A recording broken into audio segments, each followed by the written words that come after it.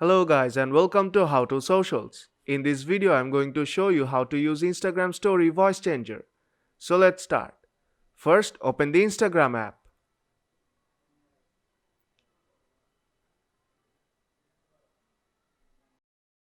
Now tap on your profile icon on top left corner. Now you have to swipe left and look for voice effects. And here you can see many effects: helium, giant, vocalist, announcer, and lastly robot. You can use any one you like. I'll stick with giant.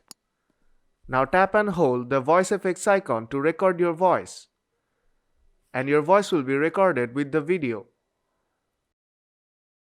When you are done, leave the button. Now tap on Send to post the story. And that's how you can use Instagram Story voice changer. So if this video helped you out, then don't forget to leave a like. And see you in the next tutorial.